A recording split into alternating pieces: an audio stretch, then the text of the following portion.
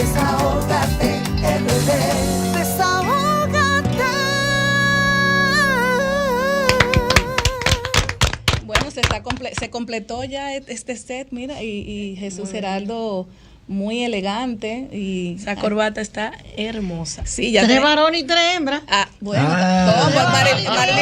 Marilyn cuenta de una vez. No, pero Marilyn no es fácil. Adelante, doctora. Dios mío. Bueno, señores, un invitado esperado, muy anunciado por nosotros y que nos trae información de mucho interés. Estamos pronto a conversar con el licenciado Doménico Eduardo Núñez Pimentel. El licenciado Núñez es licenciado en Derecho de la Universidad Iberoamericana UNIBE, egresado del programa Juez de Paz de la Escuela Nacional de la Judicatura, e egresado de la carrera judicial como Juez de Paz del Distrito Judicial de Guayabal, Azua. También se ha desempeñado funciones como juez de paz itinerante del Distrito Judicial de San Cristóbal, actualmente ejerciendo funciones como juez de primer juzgado de instrucción del Distrito Judicial de la provincia de San Cristóbal. Tiene estudios de maestría en Derecho Judicial de la Escuela Nacional de la Judicatura y máster en Justicia Constitucional de la Escuela Nacional de la Judicatura, en proceso de tesis actualmente. Es un docente a nivel de grado en diferentes instituciones y universidades y hoy va a compartir académicamente con nosotros aspectos vinculados a los embargos en la República Dominicana. Bienvenido, magistrado, a este espacio. Bien, muchísimas gracias. Muchas gracias a todos por recibirme. Y para mí realmente un inmenso placer. Gracias, Jesús, por tomarme en consideración y esperar que realmente las ideas que se puedan desarrollar acá sean de beneficio para todos los que estén escuchando. El honor es nuestro, Doménico, de que tú nos honres con tu presencia, sobre todo porque a pesar de que tú eres una persona joven, acumula una experiencia vasta en materia judicial como juez. Y hoy te queremos traer acá porque una de las mayores preocupaciones, llamadas, consultas directas, consultas por correo electrónico, son los temas de los embargos que le hacen a las personas. Diferentes tipos de embargos, embargo de cuenta bancaria, embargos conservatorios, embargos, la ejecución propiamente del embargo. Entonces, nosotros queremos que tú oriente a las personas, sobre todo más a los que están, como esto es un segmento financiero, los embargos retentivos, por qué se dan, qué puede hacer una persona cuando le embargan su cuenta, cuáles son las condiciones que debe cumplir la parte del acreedor para embargarte tu cuenta, porque a veces las personas creen que le deben un dinero a un tercero y piensan que es el banco que le embargó la cuenta. No, te embargó la cuenta a un tercero. El banco también te la puede embargar si tú le debes dinero y te la puede embargar en otros bancos. Entonces, que tú le hables a la audiencia y yo llamo a la audiencia que aprovechen en el día de hoy, en la tarde de hoy, hacerle todo tipo de consulta al juez, porque el juez le puede contestar de manera académica en función de la ley qué es lo que está establecido a nivel de la legislación dominicana con el tema de embargo, qué recomendaciones tú puedes darle a nivel a las personas, a los afectados y a nivel general como académico, como profesor académico que tú eres y como investigador también. Bien, lo primero es destacar que cualquier información que uno desarrolle dentro de estos espacios, pues es una información puramente académica que no es propia de la función jurisdiccional que propiamente uno lleva a cabo. Y obviamente lo haremos dentro del marco de esa labor igualmente docente que uno lleva a cabo en diferentes instituciones académicas. Lo primero es destacar que nuestro ordenamiento jurídico está integrado por un sinnúmero de disposiciones que contemplan mecanismos de ejecución forzada, que es como se le denomina a todo ese conjunto de instrumentos a través de los cuales pues un acreedor puede obligar a un deudor a pues cumplir con una obligación previamente acordada. Muchos de estos mecanismos se llevan de manera extrajudicial, es decir, que no requieren de la intervención de un órgano judicial o jurisdiccional a los fines de que ese proceso pueda llevarse a cabo, y hay otros que por su naturaleza pues requieren de la intervención propiamente de un tribunal, de un juez, de un órgano jurisdiccional, a los fines evidentemente de que no solamente controle ese procedimiento de ejecución forzada, sino también verifique que se estén cumpliendo pues las reglas que establece el ordenamiento jurídico para la tramitación de ese tipo de procedimientos. Y esencialmente a los fines de garantizar que esos derechos fundamentales que son inherentes a cada persona pues no sean vulnerados dentro del desarrollo de un proceso de ejecución forzada. ¿Por qué? Porque evidentemente que cualquier procedimiento de embargo, que es como las personas regularmente lo conocen, afecta a derechos fundamentales, porque está no solamente vulnerando pues la intimidad de la persona, sino también uno de los derechos fundamentales igualmente reconocidos en la Constitución, que es el derecho de propiedad.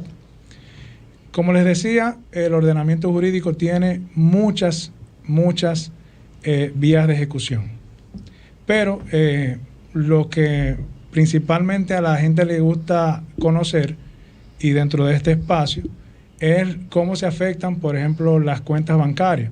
¿Qué resulta con las cuentas bancarias? Que es obviamente el punto nodal del individuo. Y creo que focalizada esencialmente en las cuentas en donde recibimos nuestros pagos, nuestro salario. Que es un punto bastante importante. Lo primero es destacar que si nos vamos desde la Constitución, pues como norma fundamental de nuestro Estado, el derecho al trabajo es un derecho que está constitucionalmente protegido. Y como derecho económico y social, pues evidentemente que procura crearle al individuo las herramientas a los fines de que éste pueda acceder a lo que se denomina jurídicamente el mínimo vital. Es decir, esos elementos que son necesarios para que el individuo pueda desarrollarse no solamente como persona, sino también como profesional y como ente productivo dentro de una determinada sociedad. Pero además de que esa persona pueda proveer a aquellos que dependen de él, aquellos elementos que igualmente son necesarios para que esa persona pueda continuar pues desarrollándose ya sea académica o profesionalmente. De ahí pues partimos de que el Código de Trabajo pues protege el salario y le da ciertas prerrogativas muy particulares, muy esenciales, muy restrictivas. ¿Y por qué el Código de Trabajo lo hace? Porque bajo lo que señalamos previamente, pues el salario es lo que le permite a la persona pues llevar a cabo todos esos proyectos que se puede plantear y evidentemente permitir que quienes dependen de él se puedan desarrollar. Porque el salario es básicamente la retribución que recibe una persona por concepto del servicio que puede prestar dentro del marco obviamente de un contrato laboral. Y de ahí pues que el Código de Trabajo diga, bueno, es que el salario por esas prerrogativas que le brinda la persona al individuo sea inembargable. No se puede embargar, porque eso sería afectar ese mínimo vital al que tiene acceso la persona, al que tiene acceso el individuo. Sin embargo, las personas dicen, bueno, pero es que yo adquirí un préstamo en una determinada entidad de intermediación financiera y cuando fui a retirar mis fondos, pues la cuenta estaba embargada, que es lo que asume la persona inmediatamente. Pero es que no necesariamente es que esté embargada, es básicamente una práctica en que han incurrido algunas entidades de intermediación financiera que le generan un tipo de bloqueo, que no es propiamente un embargo, sino que mutus propio, la entidad de intermediación financiera, ante un incumplimiento o una dejadez de pago por parte de la persona, pues le hacen un bloqueo. Y con ese bloqueo fuerzan a que ese deudor se tenga que presentar a la entidad a los fines de acordar obligatoriamente para poder pues acceder a esos fondos que puede tener en esa cuenta y obviamente aquellos que le puedan sobrar luego de haber acordado con el banco el monto a pagar para poder entonces liberarla. ¿Qué resulta con esto? Primero hay que tener en cuenta dos factores. El primero es la procedencia del dinero. Cuando le digo la procedencia del dinero es que nosotros acostumbramos a tener una cuenta de nómina, como le denominamos, pero recibimos dinero que no necesariamente proviene del trabajo que nosotros llevamos a cabo. Entonces, eso es uno de los factores que tenemos que tomar en consideración. Me afectó la entidad de intermediación financiera a unos fondos que provenían de algo distinto a ese trabajo que yo llevo a cabo, o fueron fondos que surgieron como consecuencia al pago de esa nómina que nosotros recibimos por efecto de ese servicio. Entonces, ¿qué pasa? Si la entidad de intermediación financiera, y me voy a quedar en el denominado bloqueo, te bloquea la cuenta con unos fondos que son de tu trabajo o que son de otro lugar, pues ahí tenemos que ver otro factor. ¿Qué tú contrataste con esa entidad? ¿Qué resulta? Muchas veces nosotros, cuando vamos a suscribir un préstamo con una determinada entidad, pues acordamos que las cuotas sean deducidas pues del salario, que es como la gente entiende. Pero no es del salario, te lo están deduciendo de ese todo monto que se te acredita y que tú acordaste que podía ser pues rebajado al momento de llegado el término o la fecha en que se acordó el pago. Eso es perfectamente válido. Usted lo puede hacer. Ahora, lo que usted no está acordando con la entidad de intermediación financiera es que en caso de incumplimiento, usted me puede embargar el salario. Son dos aspectos totalmente diferentes.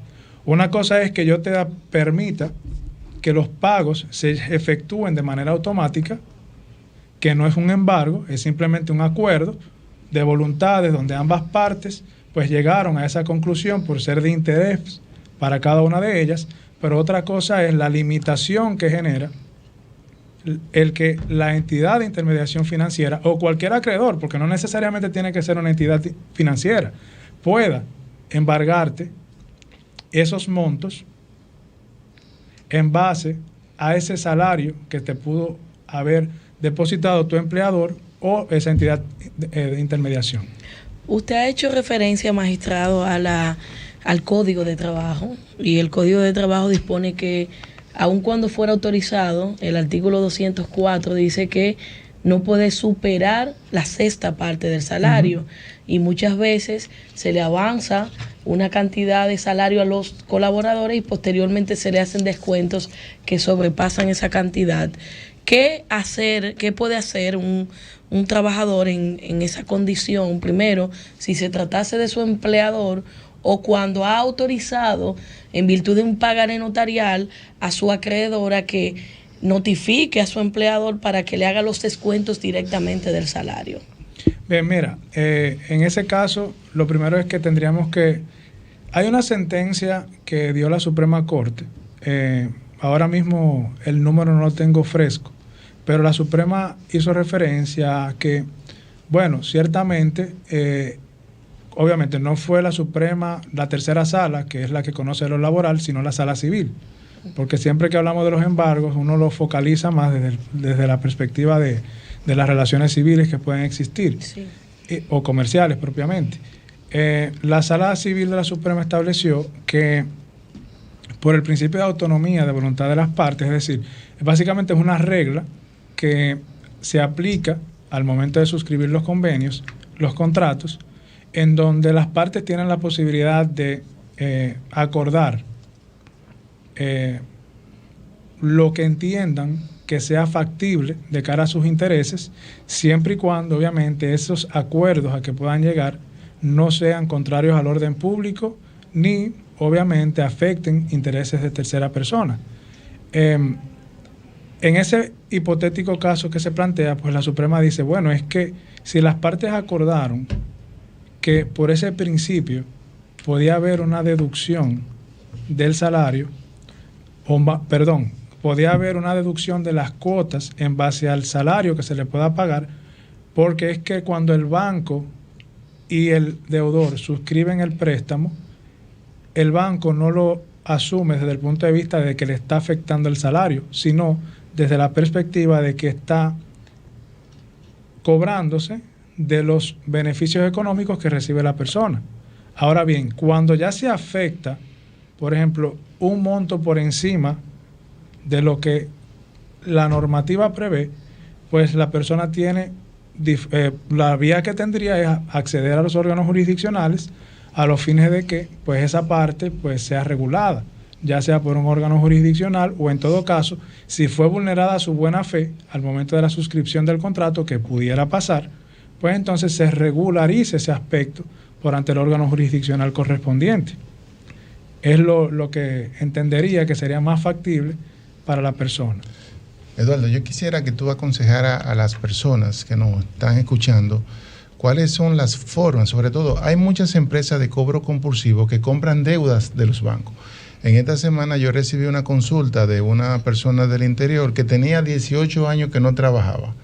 Evidentemente empezó a trabajar y por sorpresa su acreedor, una empresa de cobro compulsivo, se dio cuenta que estaba trabajando, no sé cómo investigó porque no me dio esos detalles, y le embargó su cuenta de nómina.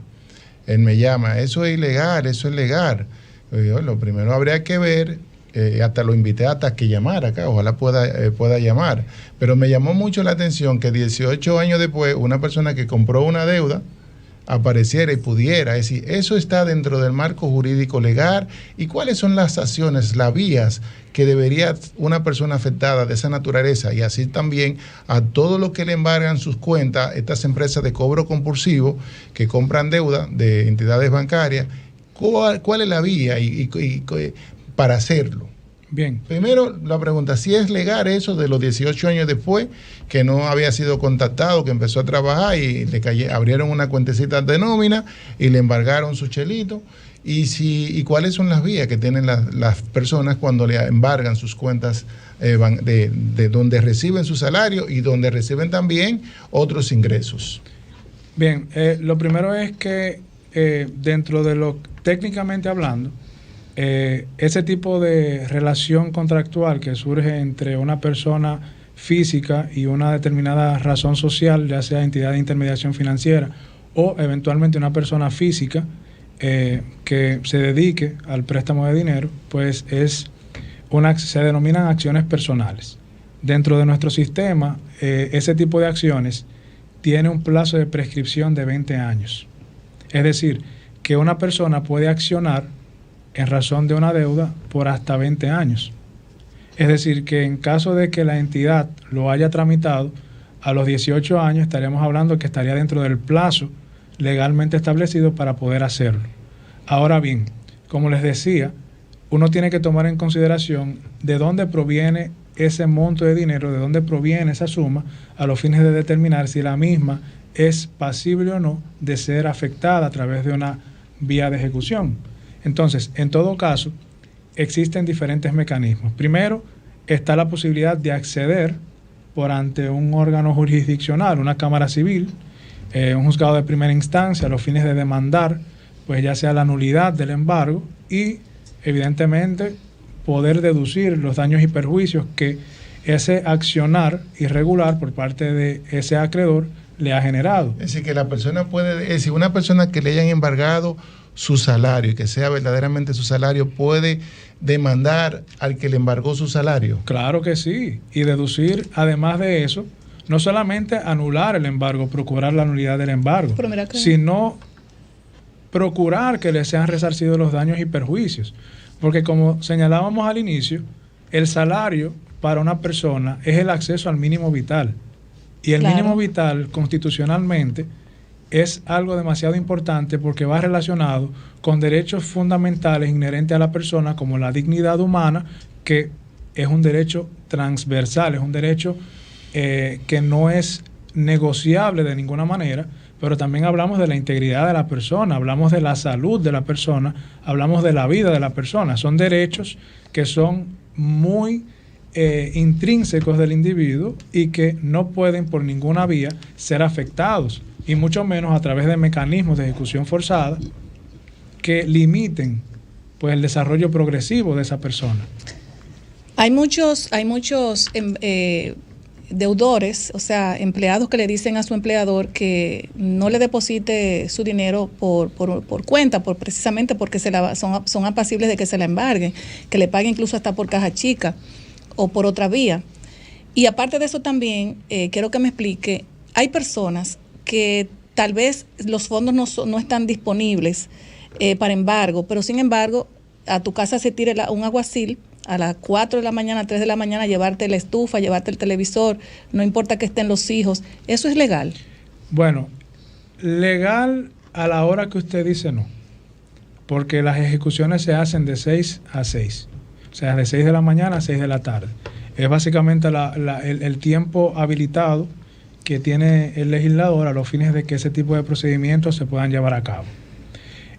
Si la persona, lo primero es que nuestro ordenamiento jurídico establece que los bienes del deudor son la prenda del acreedor. Y eso significa de que yo como acreedor puedo perseguir todos los bienes que mi deudor pueda tener a los fines de poder satisfacer el crédito que yo le cedí.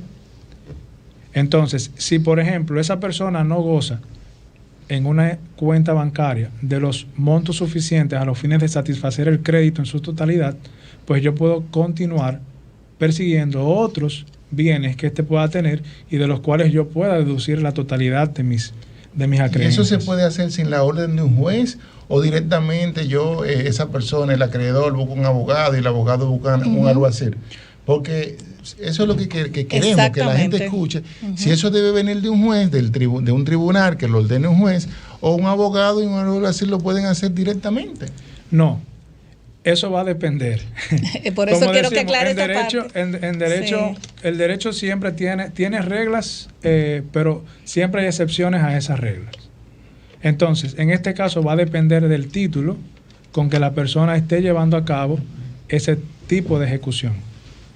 Por ejemplo, nuestro ordenamiento jurídico reconoce como títulos ejecutorios, es decir, cuando hablamos de títulos ejecutorios son instrumentos que por su naturaleza o por la persona de quien emanan no requieren de que un órgano jurisdiccional, es decir, un tribunal, tenga que intervenir a los fines de que la persona pueda pues cobrarse de ese instrumento, y ahora lo que son esos instrumentos lo que permiten, como hicimos referencia al inicio, esos procedimientos de ejecución extrajudicial. Pero ¿cuáles son esos títulos? Un pagaré auténtico. ¿Y un pagaré auténtico por qué? Bueno, porque el notario público legalmente tiene fe pública. Y al tener fe pública, le da a ese documento que estructura pues esa fuerza a los fines de que sin intervención judicial pueda entonces la persona ejecutar. Pero igualmente establece la ley, y no voy a estar mencionando artículos para que las personas no se me confundan, las sentencias. Pero las sentencias que hayan adquirido la autoridad de la cosa irrevocablemente juzgada. Cuando una sentencia adquiere esa condición es cuando una decisión es definitiva, como dicen en el lenguaje no jurídico. Ya es una sentencia definitiva. Es una sentencia que no puede ser afectada a través de ningún tipo de recurso ni ningún tipo de acción posterior. Y obviamente una sentencia que sea constitutiva de un crédito, porque la sentencia tiene que reconocer un crédito para eso. Pero especialmente establece la ley que son las sentencias que hayan sido certificadas. ¿Qué dice el código? Bueno, aquí, las copias certificadas, las posteriores copias, las ulteriores copias. Entonces, la sentencia que se puede ejecutar es la que certifica la secretaria. ¿Y por qué la secretaria? Porque la ley de organización judicial le otorga a la secretaria la fe pública. El juez no tiene fe pública. La firma de un juez en una decisión solamente constituye la validación del contenido de la decisión. ¿En qué sentido? En el sentido de que lo que se establece en esa decisión es el razonamiento del juez, es la conclusión del juez. Pero esa sentencia firmada por el juez no puede ser ejecutada, porque quien le da fe pública es la secretaria. Y por eso la que firma la secretaria es la que se puede ejecutar. Entonces, dicho esto, con una sentencia certificada o un pagaré auténtico o un acto auténtico, se puede producir un embargo en manos de una persona sin necesidad de que intervenga un juez. Okay. Pero claro está, hay otros procedimientos, en su mayoría de naturaleza cautelar, que sí requieren de un juez a los fines de que ese proceso cautelar pueda pasar. Por ejemplo, nuestro sistema reconoce las denominadas medidas conservatorias, que para que las personas puedan entenderlo un poco más, que se relacionan más con el derecho penal, son como medidas de coerción en el proceso civil. ¿Por qué? Porque tienen como finalidad garantizar a que ese acreedor pueda cobrarse su dinero, irregularmente concebida para aquellos acreedores que no han consentido al momento de contratar una determinada garantía. Y al estar desprovistos de una garantía, pues necesariamente requieren de un plus de protección a los fines de garantizar el cobro efectivo de su dinero. Entonces, esos mecanismos, como primero, tienen la característica de ser provisionales y segundo, de impactar de manera sorpresiva al deudor, entonces sí requieren que un juez las autorice y en esa autorización el juez justifique la razón de por qué está autorizando, porque es un procedimiento que por demás no se lleva de manera contenciosa, sino que se lleva de manera, vamos a decir, administrativa, se le denomina graciosa. ¿Por qué? Porque el juez la decide no de manera controvertida en una audiencia, sino que la decide desde su despacho, a través de una instancia que le deposita a la parte, justificando los motivos por los cuales entiende que debe de ser autorizado a esos fines. Y cuando no se da eso, y voy a volver a formularte la pregunta, porque una de las tantas consultas que me hacen es estas empresas de cobro compulsivo que están como chivos sin ley porque no tiene quien los rigen, ellos hacen lo que quieren cuando compran esas deudas, deudas de terceros, puede ser de entidades bancarias, puede ser de cooperativas, puede ser de cualquiera. Entonces, si aparecen en la casa de Yulibel y le dice un cobrador, un alguacil o un tercero que quizás no tiene conocimientos legales, que te vamos a sacar todo, nos vamos a llevar todo. O se van a llevar el carro. Se van a llevar el carro, te vamos a sacar de la casita. Yo tuve una empleada que le aparecieron a la mamá y hasta le midieron la casa, una empleada doméstica, y hasta me dolió. Yo ya hasta llamé al banco en ese momento y dije, mira, fulano, mira lo que están haciendo. Y eso fue en el caso de cobradores del banco que le fueron a intimidar así. Yo quiero que tú le digas a la audiencia, sobre todo a esos que le dicen que te vamos a sacar la casita, que porque tú hayas firmado un crédito y lo compró una empresa de cobro compulsivo, que no tienen, que no se está, ahora van a empezar, por lo menos ya la semana pasada se sacó una circular, una carta circular a la Superintendencia de Bancos, sobre todo para que no le cambien las fechas a esos registros y que sea la fecha del inicio de cuando se firmó el contrato y se repeten el contrato de préstamo. Yo quiero que tú le digas a la persona, si eso es legal, si eso es posible, que un cobrador, una empresa de cobro compulsivo que compró una deuda, te puede embargar tu casa, te puede quitar tu casa. Y si eso es así, entonces, ¿qué tiempo y qué plazo? ¿Y qué debe hacer esa persona a nivel de constitución de abogado para protegerse? Bueno, habría que ver primero qué tipo de contrato es que está. Un contrato de préstamo normal que haya firmado, puede ser también una tarjeta de crédito. La respuesta que les puedo decir es sí y no. Porque en principio, cuando regularmente ese tipo de contratos se le denomina factoring, un contrato puramente comercial, en donde una empresa pues adquiere el producto activo, vamos a decir así, o de préstamo, una cartera de préstamo, vamos a ponerlo de esa manera, que pueda tener una determinada entidad. Pero la adquiere para ella, ya exactamente, se le vincula directamente. Pero cuando hace eso se subroga en los derechos de ese acreedor original. Entonces, hay una mala práctica, obviamente, porque esas entidades al final lo que quieren es cobrar. E incluso utilizan mecanismos que muchas veces son bastante lesivos, porque he conocido de personas que servidores judiciales que trabajan en el Poder Judicial, que le dicen, pero magistrado, me llamaron de una entidad y me ofendieron, me dijeron de todo. Pero esos son mecanismos que ellos utilizan para forzar a que la persona pague.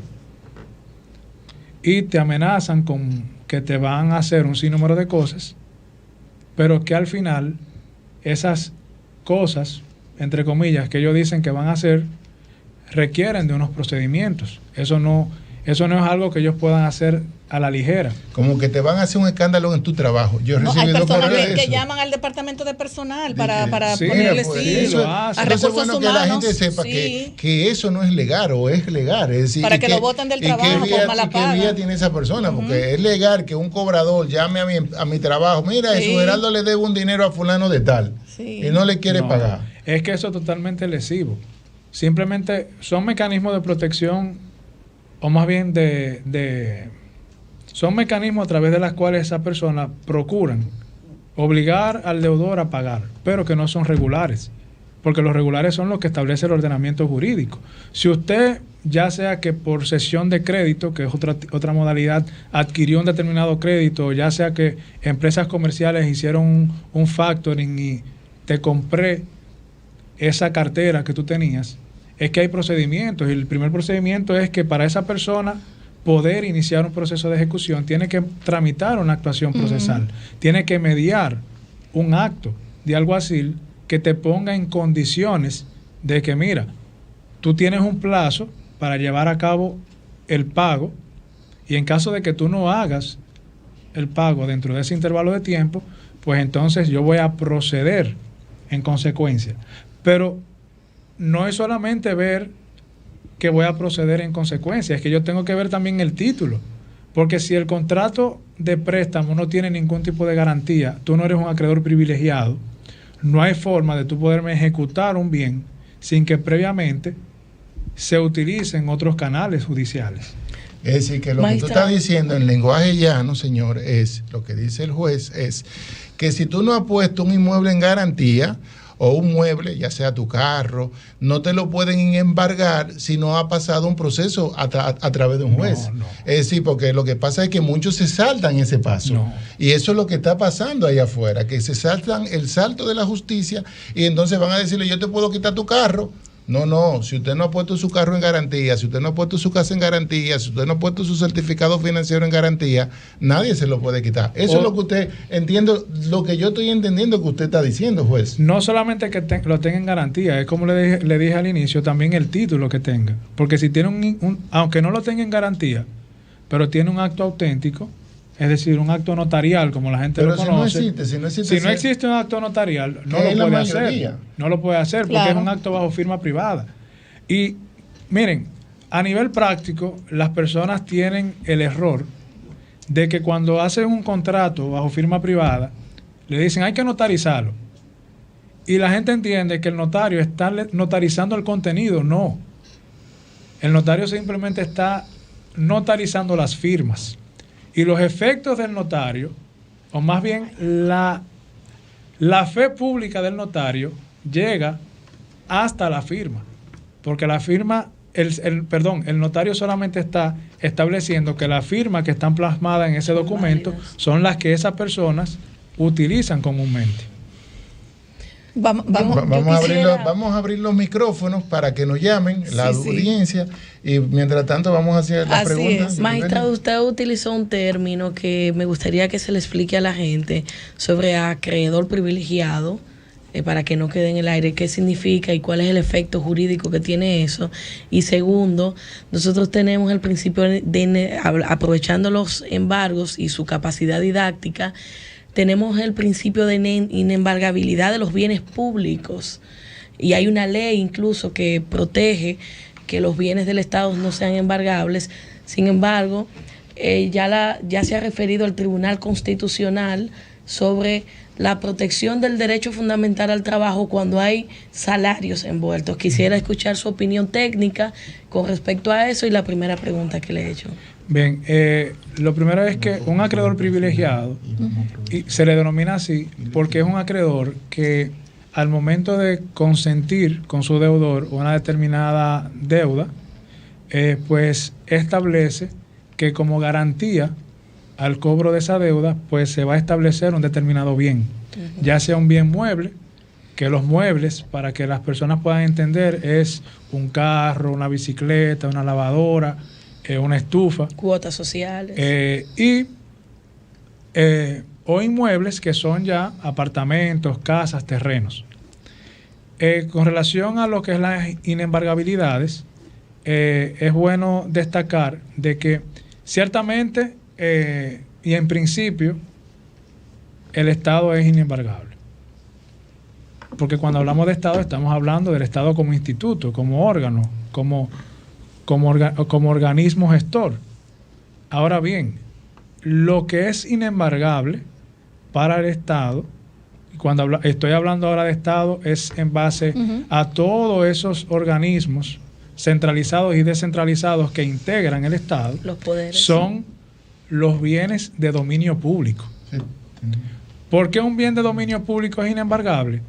Porque es un bien que está destinado a satisfacer un derecho de carácter social. Es un bien que está destinado a satisfacer derechos de las personas que consumen esos servicios que el Estado pone a disposición. Vamos a tomar, Romer, unas llamaditas, por favor. Comunícate 809-540-1065. 1-833-610-1065 desde los Estados Unidos. Sol 106.5, la más interactiva. Buenas tardes, desahógate. Buenas tardes, desahógate. Buenas tardes, adelante.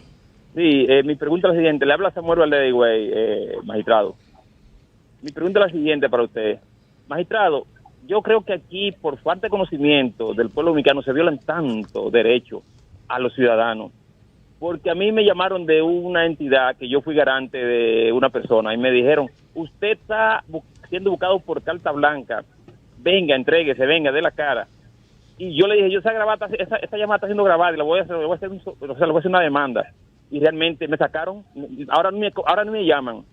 Yo creo que realmente aquí hay que cambiar. Y yo le hago un llamado, por lo menos ustedes, los que tienen conocimiento de derecho, magistrado, que concienticen al pueblo para que el pueblo pueda defenderse. Esa es mi pregunta.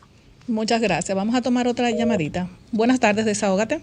Buenas, salud. Sí, buenas tardes, adelante. Sí, miren, señores, con eso del embargo, de la deuda y de los cobros compulsivos, eso es tan serio, señores, que hay personas que llegan al extremo de que no aguantan ese asedio y se matan, prácticamente se quita la vida, porque no aguantan ese asedio. Sí, es así.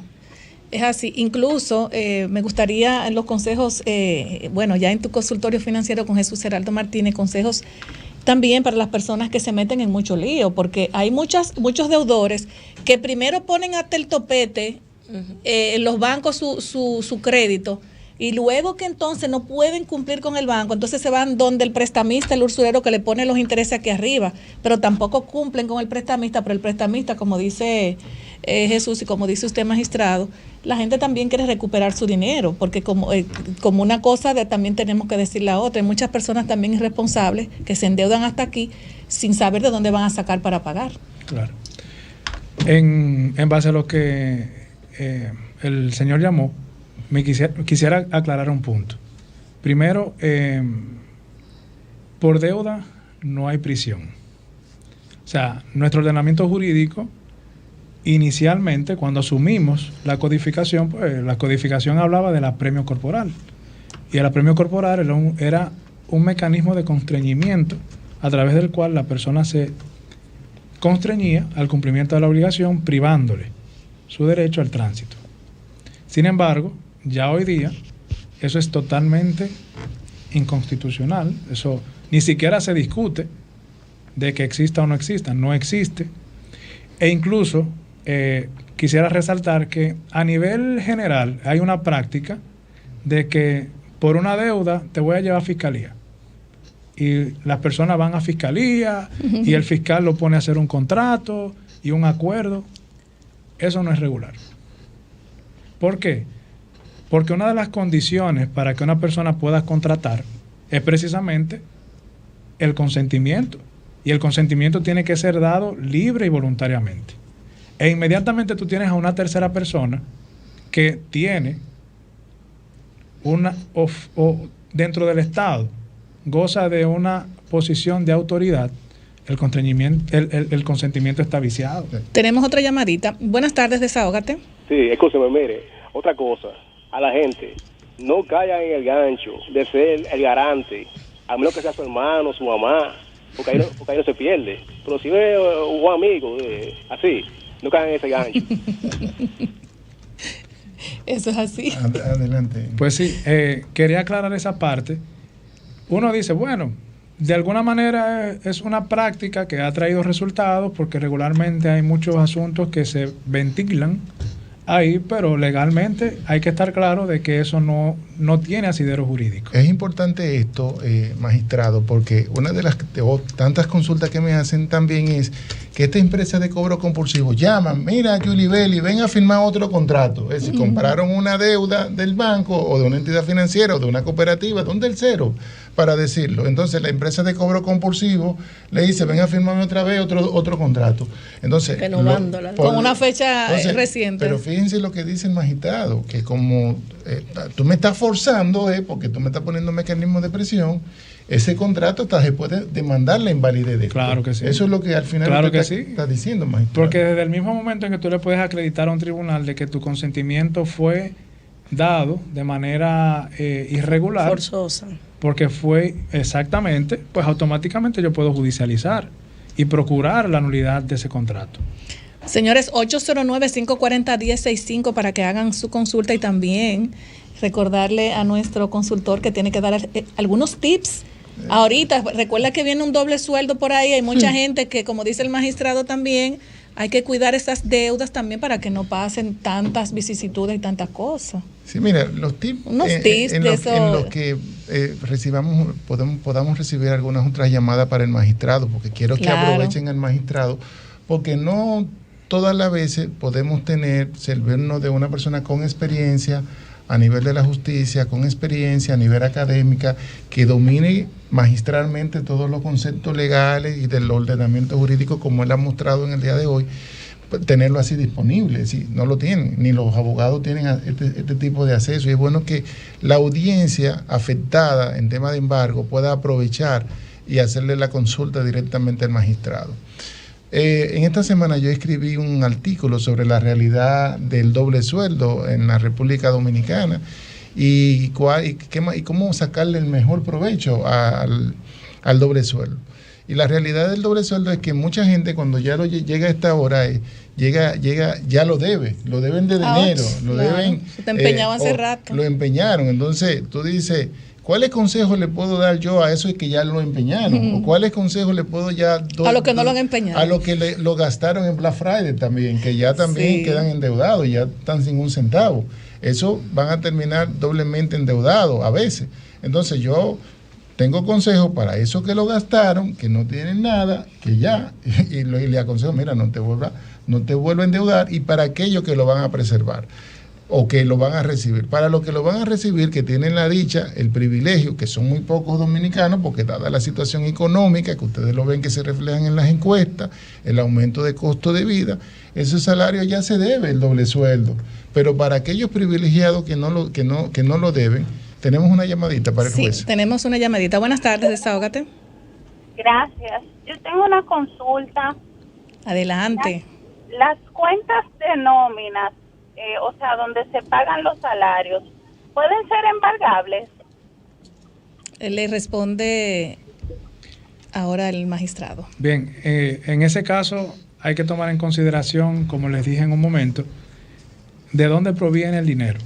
Como les dije, regularmente existe la práctica de que yo tengo una cuenta de nómina, pero recibo fondos no solamente de mi empleador, sino que recibo fondos de terceras personas. De otras vías, sí. Entonces, en todo caso, aunque el banco obviamente no va a hacer la distinción, y no el banco, cualquier acreedor no va a hacer la distinción y simplemente va a afectar la cuenta, sí tú tienes la posibilidad de judicializarlo y poner en contexto al tribunal y decirle, no, mira, él me embargó, pero esos fondos provienen de mi actividad laboral y por tanto eso es inembargable. ¿Y qué tiempo toma eso?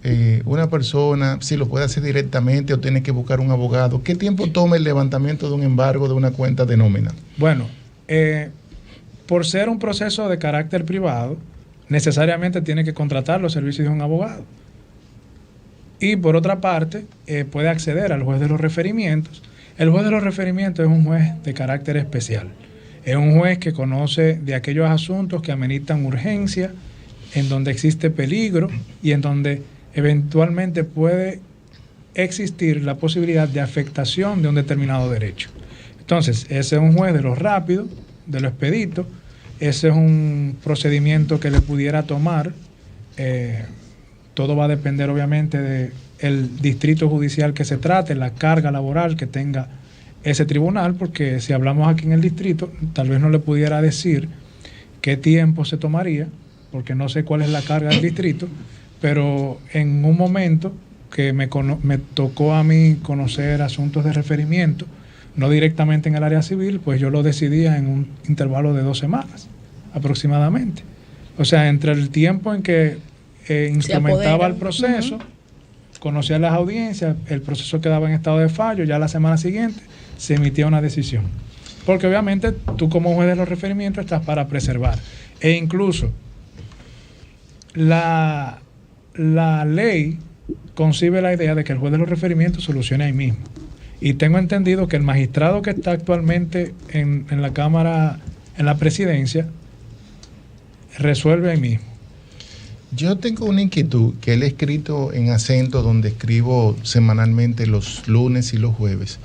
Sobre todo, dado que el tema de los embargos es que más me consultan de cuentas bancarias y de cuentas de nómina. Entonces, yo he planteado que la solución para el tema de la cuenta de nómina, porque claramente los bancos, como se protegen ellos mismos judicialmente, como no hay una disposición a nivel de la superintendencia de banco, a nivel de la Junta Monetaria, yo he planteado la necesidad de que estas cuentas de nóminas que te la abre tu empleador, que son de nómina a nómina, que solamente reciban el salario que te paga tu empleador, y que la superintendencia de banco emita una normativa de que esas cuentas estén tipificadas, que solamente sean para recibir la cuenta del empleador, donde hay un contrato del banco con esa empresa para abrir las cuentas de nómina, y que así se evita todo un proceso de muchas personas, y van a ser decenas de miles de personas con las que la superintendencia de banco va a ayudarle si se norma que esa cuenta sea de nómina y que además reciba depósito de nómina, y que se cumpla con el artículo del Código de Trabajo que establece que no deben ser embargados el salario de la persona. Tenemos una llamadita insistente. Vuelve y llame en 809-540-1065. Ese tema, estuve pensando en eso ahorita porque, como dice el magistrado, a ti te pueden depositar, si tú tienes una tiendecita de ropa, te depositan por ahí, te depositan todo. Buenas tardes, desahógate. Sí, buenas tardes, voy a ser breve. Samuel, de este lado. Magistrado, por favor, ¿y dónde uno encuentra ese juez que actúe rápido? Dígame, porque realmente... por favor. Bueno. Tenemos otra llamadita, magistrado. Buenas tardes, desahógate. Buenas tardes, Grisel. Buenas tardes, adelante. Juan María del Orbe de este lado. Buenas tardes, Juan María, adelante. Estoy inquieto con relación a lo que decía Gerardo, de la cuenta que él decía que hay la posibilidad de que una cuenta de nómina solo sea para eso. Hay un detalle: cuando una persona lo desvinculan de una empresa, público o privado, esa persona sigue con la cuenta abierta y la sigue utilizando. ¿No sería viable que igual esa cuenta se elimine?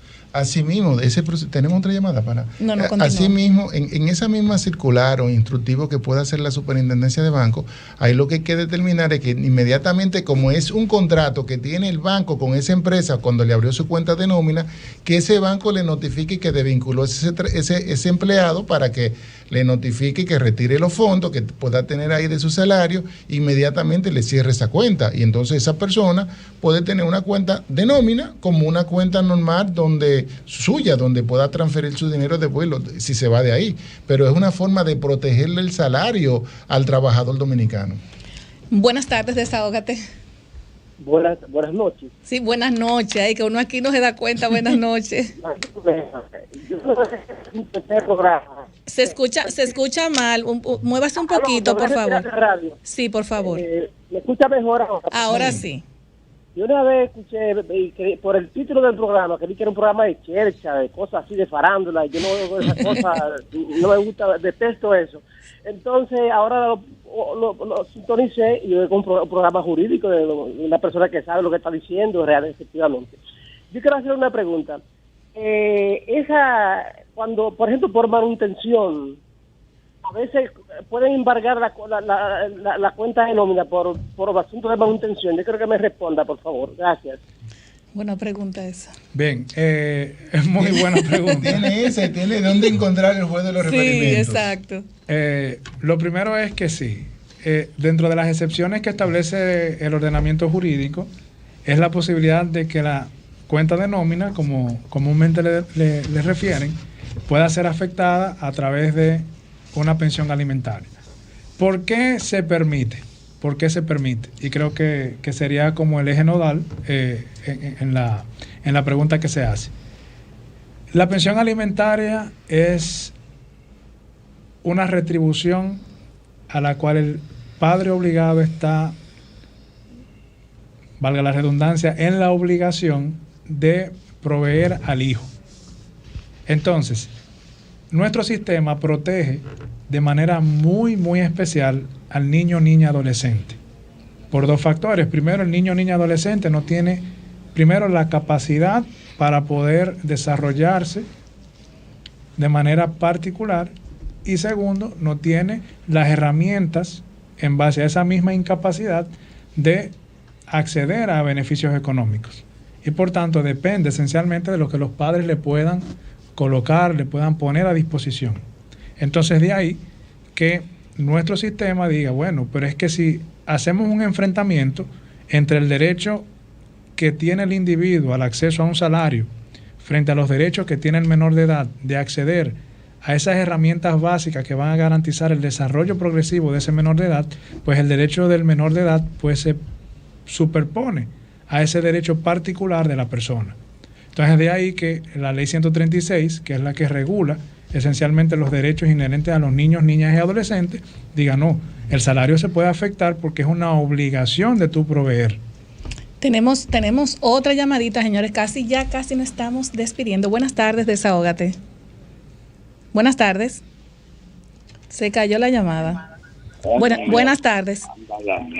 Adelante, está en el aire. Anda, oye, le dolió tanto. Hay otra excepción. El de los jueces de los referimientos, que la gente se puede encontrar. Sí, miren, claro. Es como le digo, los jueces de los referimientos, regularmente, por ejemplo, aquí en el Distrito Nacional, existe una distribución en salas y hay un juez presidente. Perdón, magistrado, mire, tenemos esa llamadita porque se quejó mucho ese señor con tanta insistencia. Perdón, buenas tardes, desahógate. ¿Aló? Sí, buenas tardes. De la Romana. Adelante, la Romana, buenas tardes. Al magistrado, con todo el honor que él se merece. Magistrado, yo estuve leyendo un libro en estos días que dice que muchas veces no todo lo justo es legal y no todo lo de la ley es justo. ¿Cuál es su parecer? Gracias. Bueno, es que ya eso sería básicamente una idea que yo pudiera... Una interpretación. Realmente hoy día se estudia mucho lo que es la teoría del derecho. La teoría del derecho básicamente es una construcción de lo que es el sistema jurídico en sentido general, y dentro de esa construcción pues hay muchísimos postulados. Y dentro de esa construcción y esas teorías que se desarrollan, hay algunas que dicen, bueno, una ley es válida porque proviene de los órganos competentes, pero no necesariamente es justa, tomando en consideración el núcleo de su contenido. Bueno, pero eso es subjetivo ya. Tenemos otra llamadita, tenemos a Yuli Vélez y tenemos a Jesús Geraldo, y de verdad, magistrado, que mire, demasiado importante esos temas para muchas personas que desconocen eso de que si usted no mantiene a su hijo, pues a usted le pueden embargar la cuenta. Yuli Vélez, rápidamente. Sí, rápidamente, porque ya nos vamos y tenemos otra llamadita. Jesús y ya no Geraldo tenemos que ir a pausa. Ha dicho en muchas ocasiones sobre la limitación que se debe tener a los embargos en las cuentas de nómina. Ahora yo voy a hacer un llamado a las entidades de intermediación financiera. Hay unos paquetes para las empresas que limitan a las microempresas, las que tienen menos de 10 empleados, no pueden tener el servicio de nómina. Entonces sería importante tomar en cuenta que menos de 10 empleados, si esas empresas pequeñas puedan acceder y aperturar su paquete de cuenta de nómina para garantizar la protección de ese derecho. Eso vamos a escribir un artículo de eso, Ya cerramos con la llamada. Cerramos con la llamada y nos vamos a una pausa. Darle las gracias al magistrado. Darle las gracias al magistrado Doménico Eduardo Núñez por esta magistral exponencia y participación que usted ha tenido hoy en SOR. Creo que hay muchas personas que van a poder asimilar y usar todos estos conocimientos. Este programa se va a repetir el 23 de diciembre para que puedan aprovecharlo. Aquellos que se sintonizaron tarde, creo que no tiene desperdicio. Ha sido fenomenal haberlo traído acá. Y de verdad, de corazón, le doy muchas gracias y muy honrado de que haya aceptado nuestra invitación. Así es, muchísimas gracias. Bueno, para mí fue un privilegio realmente conocer y compartir en este panel con cada uno de ustedes. Así que muchísimas gracias por darme la oportunidad y el privilegio es mío. Bueno, gracias a Jesús Gerardo, tu consultorio financiero. Señores, nos tenemos que despedir, vamos a una pausa. Tu consultorio financiero con Jesús Gerardo Martínez fue cortesía de Banreservas, el banco de todos los dominicanos. VHD, el futuro que quieres. Felipe y Gaby dan fe del crecimiento de la construcción gracias a Banreservas. Lo mismo dicen Manolo, Conchita y toda la brigada por el apoyo que recibe la pelota. Muchos también son testigos del apoyo al arte y la cultura, y ni hablar de los que se benefician del programa de pignoración de arroz, como don Héctor y su gente. Que les cuente Jessica, que realizó su sueño ecoturístico con la ayuda de Expo Fomenta Pymes Banreservas. Los sectores construcción, pymes, deporte, arte, cultura, turismo y agricultura saben que detrás de uno que avanza hay muchos más echando hacia adelante. Banreservas, el banco de todos los dominicanos.